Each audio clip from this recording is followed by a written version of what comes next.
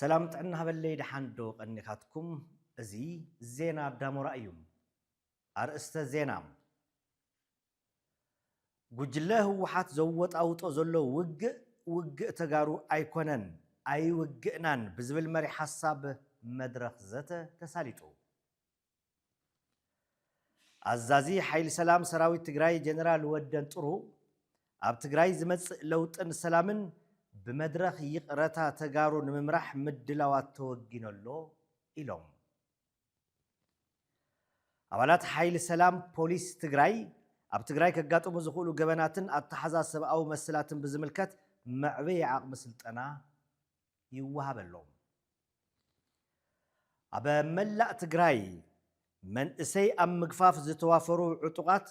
شمومن مسلومن يمزجب اللخيلو بوليس سلام تجراي أبلعلي حفتنا قالنا زودو هفتو زتفت أما إسب أوي أكتاتلان زتو هذا فردن تجراي كمين دك أسيول تهون كم زلا مرأي أيلهم زرارنا يوم وكرات نايزيومن كالو زيناتات زرزر حزلكم قريبا له زينا دامورا بزقبقنا بكله نبصح سبسكرايب شير لايك مقبار اي ترسعو يقصل له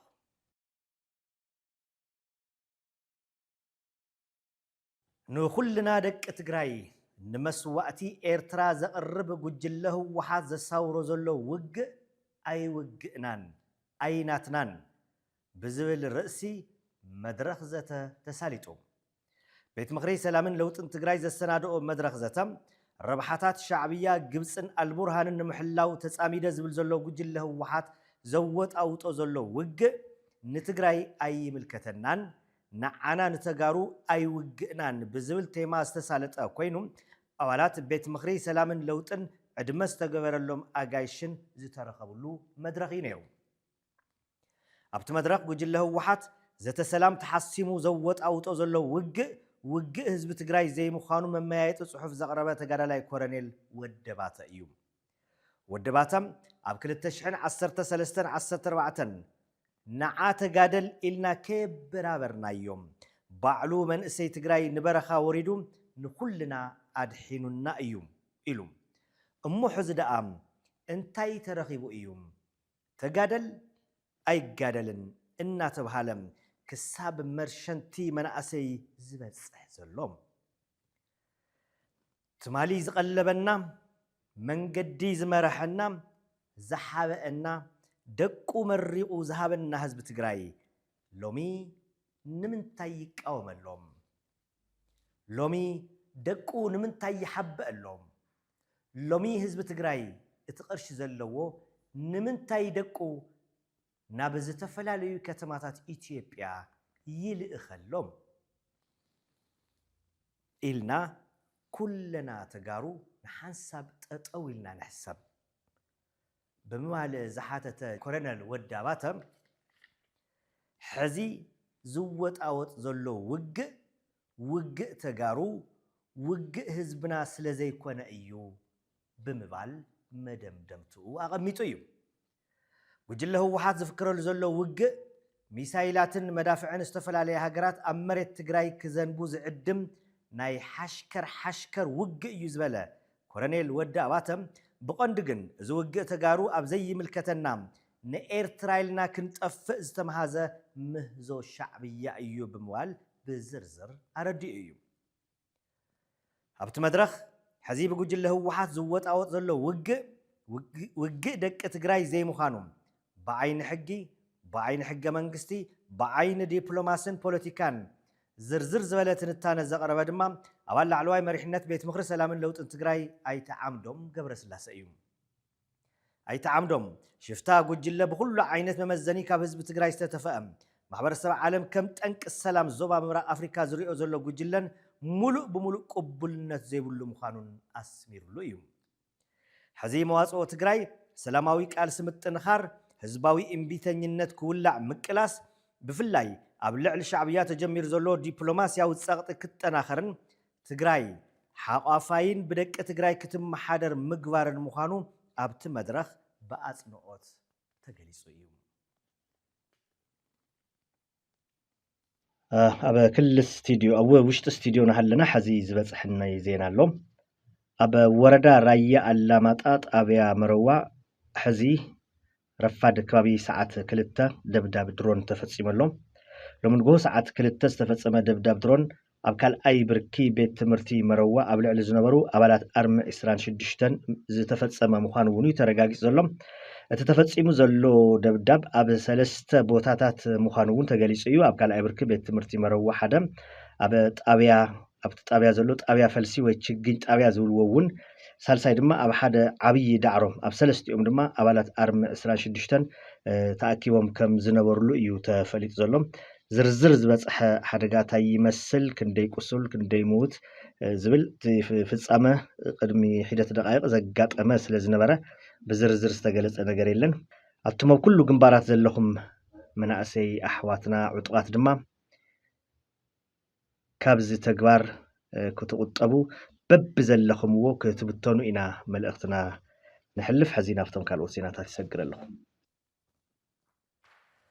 ዋና ኣዛዚ ሓይሊ ሰላም ሰራዊት ትግራይ ጀነራል ወደን ጥሩ ኣብ ትግራይ ዝህሉ ለውጥን ሰላምን ብናይ ተጋሩ ናይ ይቕረታ መድረኽ ንምምራሕ ምድላዋት ወዲእና ኣለና ኢሎም። ተጋዳላይ ጀነራል ወደን ጥሩ ጉጅለ ህወሓት ዘወጣውጦ ዘሎ ውግእ ህዝቢ ትግራይ ኣይኮነን ኣብ ዝብል መድረኽ ተረኺቦም ኣብ ዘመሓላለፍዎ መልእኽቲ ንሕና ካብ ህወሓት ክንመሃር ኣለና፣ ህወሓት መሳፍንቲ ትግራይ ቀቲላን ኩሉ ነገሮም ስለ ዘብረሰቶን ኣብ ህዝቢ ቅርታን ቂም በቀልን ገዲፉ እዩ። ኣብ ትግራይ ሕዚ ነምፅኦ ለውጢ ድማ ዘላቂ ሰላምን ፍቕሪ ህዝብን ብዘምፅን መንገዲ ብመድረኽ ይቕረታ ደቂ ትግራይ ብሕውነታዊ ሰላምታ እምበር ብሓዘት ሰዶ ኣይንፈትሖን፣ ነዚ ድማ ኩለና ንዳሎ ኢሉ ናይ ይቅርታ መድረኽ ከም እንገብር ሓሲብና ንቃል ዘለና ምብቕቃል ስቶፕ ክንብሎ ኣለና። ምብቕቃል ስቶፕ ትልካ ክትፅረፍ ፈቃደኛ ክትከውን ኣለካ፣ ክትዋረድ ፈቃደኛ ክትከውን ኣለካ። ምንታነስ ትግራይ ክንፅረፍ ኣላ ወደን ጥሩ ክፅረፍ ኣሎ ትፅርፍ ባለገ ክፀርፎ ትፈቅደሉ ኣነ ፈቂደ እየ ኣብ መድረኽኩም ኣነ ፈቂደ እየ ትኹም ዘይክትፈቅዱ ትኽእሉ ኢኹም። ኣነ ግን ክንፈቅድ ኣለና ቶም ሕማቃት ይፀረፉና ምናም ከይተናደድና ስኢልና ስራሕና እናሰራሕና ለውጢ ነምፅእ ንለውጢ ንኸይድ እዚኣ ገዲፍና ናይ ይቅርታ መድረኽ ከም ዘለዎና ንሓሰብና ክንከይድ ኣለና። ሕዚ እናተበቃቀልና ገለኮ ፀሪፍኒ ገለኮ ከምዘለ እናተበቃቀልና ዘይኮነስ ስቶፕ ኣቂምና ድሕሪ ሕዚ ይቅርታ ውሕዳት ሰባት ይህልውና እቶም ብዙሓት ግን ዘይተረድአኩም ኢኹም ኢልና ንሓልፎም ከም ዝኾነ ሕዚ ሒዝና ክንገልፅ ኣለና። ፕሮፓጋንዳና እዚ ይኸውን ዘሎ እምነትና እውን እዚ ይኸውን ዘሎ በቃ ምብቕቃል ዘቁመሉ ግዜ ክኸውን ኣሎ። ሕዚ ተበቂልና ድሓር ዝብቀል ክንፈጥር ኢና። መሳፍንቲ ሕወሓት መሳፍንቲ ቀቲላ ይቅርታ ይበለትን ሕዚ ድማ ኣቦይኮ ቀቲሉ ሓወቦይኮ ቀቲሉ ንብል ኣለና። ስለዚ ሕዚ ናይ ይቅርታ መድረኽ የድልየና ኢለ እየ ዝሓስብ ኣነ። በቃ ክንዛዝሞት ኮይና ይቅርታ ትግራይ ዘበላሸናዮ ፀረፍካና ገዲፍናካ ኢና ድሓን ምንታይ ነስ ትግራይ ንሓና ኢልና ናይ ምብቕቃል ነገር መልክዕን ክስታይን ከይህልወና ክንጥንቀቕ ዘለና ኢለ እየ ዝሓልፍ። ጉጅለ ህወሓት ካብ ተሓታትነት ንምምላጥ ወርቂ ከም ልቡ ንምዝራፍ ንክጥዕሞም ቀዳማይ ምርጭኡ ውግእ እዩ ዝገብር ዘሎ ዝበለ ጀነራል ወደን ጥሩ እዚ ውግእ ህዝቢ ትግራይ ዘይምዃኑ ባዕሉ ህዝቢ ብግልፂ ይናገረሎ ብምባል እውን ኣረዲኡ እዩ። ትውግእ ናይ ህዝቢ ትግራይ ይኮነን እቲ ርእሲ ንኣና ኣይምልከትን ህዝቢ ትግራይ ኣይምልከትን። እዚ ትክክል እዩ። ህዝቢ ትግራይ ካብ መጀመርያ ተዋጊኡ ሰልችዎስ ይኣኽለና ሕዝስ ንልማዕ ኢሉ ዝወሰነሉ ግዜ እዩ። ካብኡ ንልማዕ እንትብል ከሎ እቲ ድማ ኣይ ገና የይጥገውኩን ኢሉ ኣብ ዝኾነት ማማ ተሳቂሉ ትጉጅለ ንቐፅል ዝብል ዘሎ እዩ። ስለዚ ትምስሓብ ኣብ ውግእ ዝደሊ ጉጅለን ኣብ ውግእ ዘይደሊ ህዝብን እዩ ዘሎ። ትጉጅለ ውግእ ይደሊ እዩ ብኣይ ዝነብር እቲ ህዝቢ ድማ ክዓርፍ ይደሊ እዩ ክለምዕ ይደሊ እዩ ለውጢ ይደሊ እዩ። ኣብዚ ኩነታት እዩ ዘሎ። ሕዚ ኣብ ትግራይ እዚ ኩነታት እናኾነ መጀመርያ ደገፍቲ ነይሮም እዮም ሕዚ የብሉን። ሕዚ ቀሪዮም ዘለዉ ኣብ ትግራይ ቶም ጉጅለ ንብሎም እውን ተምጪዓት ጉጅለ ይኮነን ከዓንቶ ናይ መንነት ክራይስ ዘለዎም ሰባት ዓይነት እዮም ዝበለ ይዛረብ ሰሚዐ ነይረ ስለዚ ናይ መንነት ክራይስ ዘለዎም ናይ ወንጀለኝነት ጭንቀት ዘለዎም ሓሲቦም ዝፈዘዙ ሓዎም ዘይፈለጡ ሓዎም እውን ሓውና ይኮነን ዝበሉ እዮም ብሰንኪ ጭንቀትስ ሓዎም ጠፊዎም ጀነራል ወደን ጥሩም ብሽም ጽምዶ ኣብ ሱዳን ኩምሩክ ዝኸፈትዎ ውግእ ናይ ጽምዶ ምላሽ እዩ ረኺቡ ከም ቀደም ብተራ መድፍዕን ክላሽንን ዝተገበረ ውግእ ስለ ዘይነበረ ኣርሚ ሰብዓ ዝበጽሓ ኪሳራ ትፈልጦ እያ ብምባል ኣብ ውግእ ሸረሪና ዝነበረ ኩነታት እውን መብርሂ ሂቡ እዩ ከምዚ ብምባል ሸሪሪና ፈኪሮም ክንሪኦም ኢና ኢሎም ሰብዓ ብዙሕ ፀቂጦም ሞቱ መሬት ብዙሕ ፈኪሮምሉ ብዙሕ ቅሳይ ተባሂሉ 13 መፅያ ዕድለኛ ኮይና 13 ረኺባት 13 ብእግራ ኸይዳ እግራ ምስ ከደት ኣብ ኸይዳም ንፍካር ጀሚራ ካብዚ ተወይዓ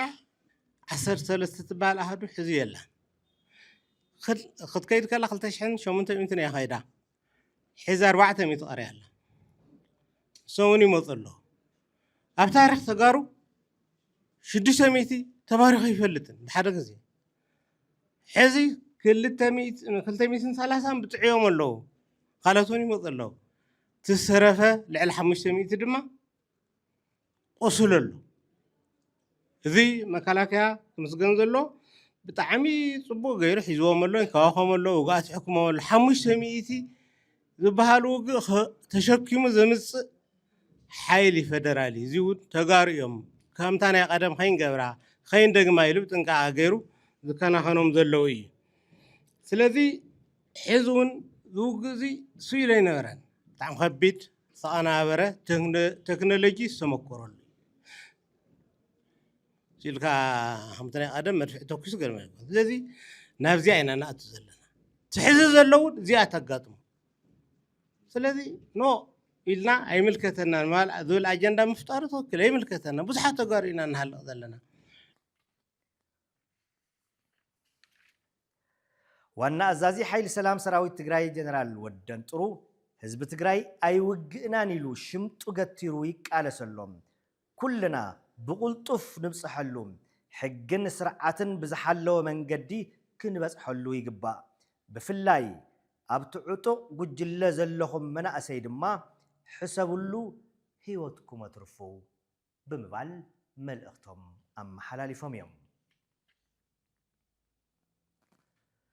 እትከታተልዎ ዘለኹም ዜና ዳሞራ እዩ ሼር ሳብስክራይብ ላይክ ምግባር ኣይትረስዑ ኣባላት ፖሊስ ሓይሊ ሰላም ትግራይ ምስ እተሓዛ ሰብኣዊ መሰል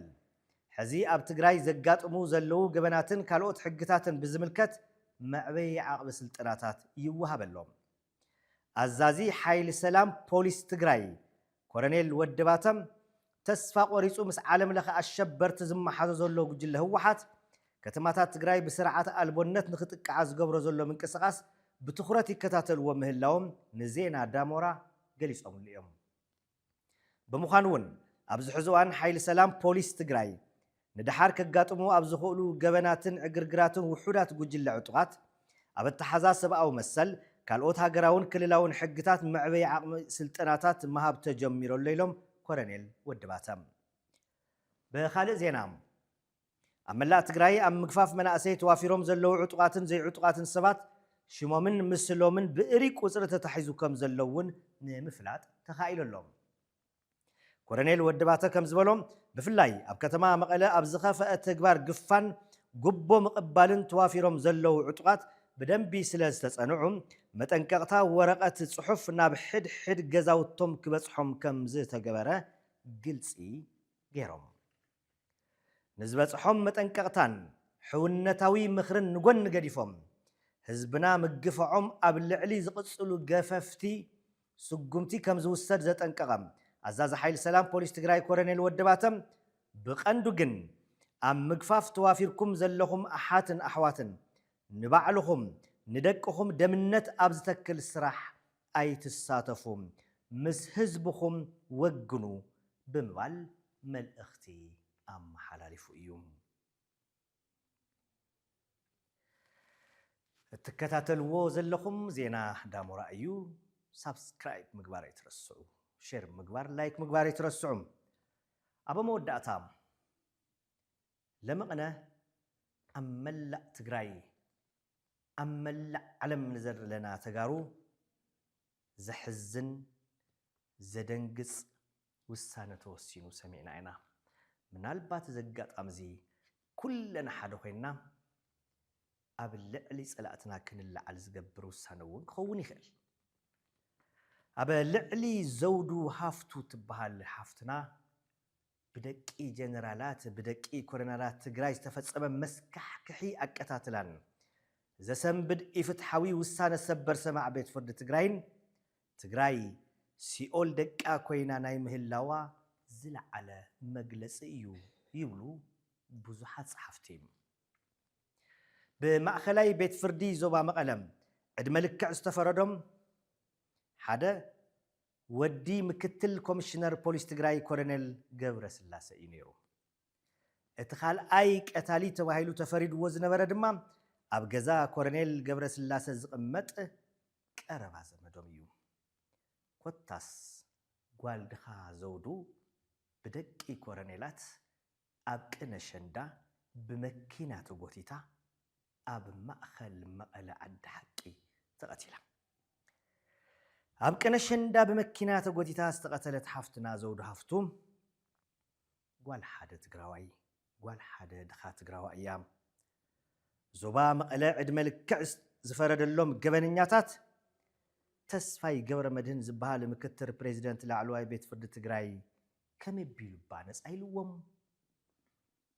إذن كلت نقرات اللي ببلو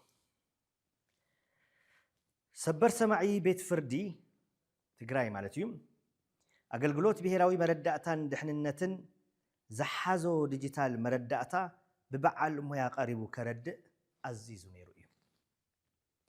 انت خوناقن كوميشن بوليس نتستبها لمردأتا كونيلو كمتسايك علن كابد ساوا مقالة رحيقوني يبل قتال دما ودي مكتل أزازي كوميشن بوليس تقراي ود كورنيليو كونيل كا مردأتا كي يمتس بمقبار قتالن تحاباريون أب حتصير اوان نصا تبحيلهم مواتيت زودو هافتو قوال كورنيل يكونتن قوال جنرال يكونتن جنرال حاوي بلان كورنيل حاوي بلان قوال دخا تقراو أياه أبقنشن داب مكينات وقوتيتا تقتلا أبلعل تقارو أحاتنام بتقارو كورنيلات بتقارو جنرالات دقم زبزح قفعي هولنا مقوام زين خئل سنفات حماقات كوينا يا أحواتها زودو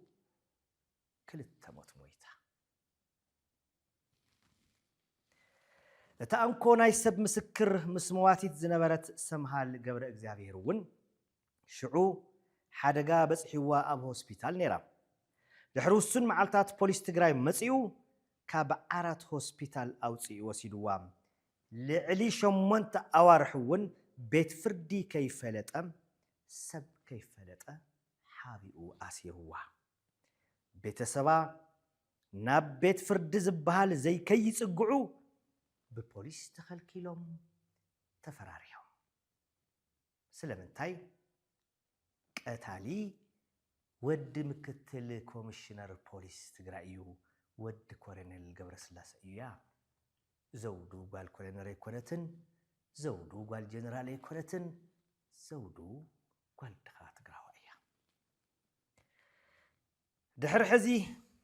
قتلتي زودو هافتو بوليس مردأتا أي قربن መረዳእታ ተሳኢኑ ተባሂሉ ደቂ ጀነራላት ደቂ ኮሎኔላት ነፃ ወፂኦም ዘውዱ ሃፍቱ ኣብ ማእኸል ከተማ መቐለ ብመኪና ተጎቲታ ተቐቲላ ቀተልታ ኣይቀተልኩምዋን ተባሂሎም ብዳኛ ተስፋይ ገብረ መድህን ካብ ኣዲስ ኣበባ ናብ መቐለ መረዳእታ ንምምፃእያ ግዜ ንውሕ ተባሂሉ ትግራይ ደቂ ኮሎኔላት ደቂ ጀነራላት ሰብ ቀቲሎም ሸናዕ ዝብሉላ ክልል እያ እምበኣር ኮይና ዘላ እንድሓር እኮ ኣነ ጀነራል እየ ኣነ ተጋዳላይ እየ ኣብ ልዕሊ ደቂ ኣንስትዮ ትግራይ ዝበፅሐ ግፍዒ ምድፋርን ምቕታልን ከድሕን እየ በረኻ ወፂአ ክበሃለለይ ካብዚ ዝዓቢ ግፍዒ እንታይ ኣሎ እቶም ካልኦት ፅንተት ፈፂሞምልና እንብሎም ዘለና ሓይልታት ኣብ ልዕሊ ዘውዱ ካብ ዝተፈፀመ ግፍዓዊ ቀታትላ ብላዕሊ እንታይ ፈፂሞም ተቐቲላ ተጎቲታ ክልተ ሞት ሞይታ ሓፍትና ብኣውርኡ ድማ ንሕና ደቂ ትግራይ ብተጋሩ ዝተፈፀመ ግፍዒ ብተጋሩ ዝተፈፀመ በደል እዩ ኢልና ሆ ኢልና ዘይንብል ሰነፋት ሕማቃት ኮይንና እያ ዘውዱ ሓፍትና ግን ድማ ኩሉ ልክዕ ክሕዝ እዩ ሓሙሽተ ብሽም ደቂ ኣንስትዮ ዝተፈላለያ ማሕበራት ኣብ ከተማ መቐለ ትማሊ ኣብ ዝሃብኦ መግለፂ ምክትል ኮሚሽነር ፖሊስ ክልል ትግራይ ኣቦ ቀታሊ ኮሎኔል ገብረስላሴ ካብ ስርሖም ተኣጊዶም እቲ ምርመራ ከም ብሓዱሽ ክጅመር ጋዜጣዊ መግለፂ ኣውፅአን እየን ኩሉ ትግራዋይ እውን ጉዳይ ዘውዱ ጉዳይ ጓሉ ጉዳይ ሓፍቱ ጉዳይ ሰበይቱ ገይሩ ይሪኦ ስለ ዘሎ መፍትሒ ክመፅእ እዩ ኢልና ተስፋ ንገብር ንሎሚ ዘዳለኹልኩም ዜና ዳሞራ በዚ ተፈፂመሎ ሰላም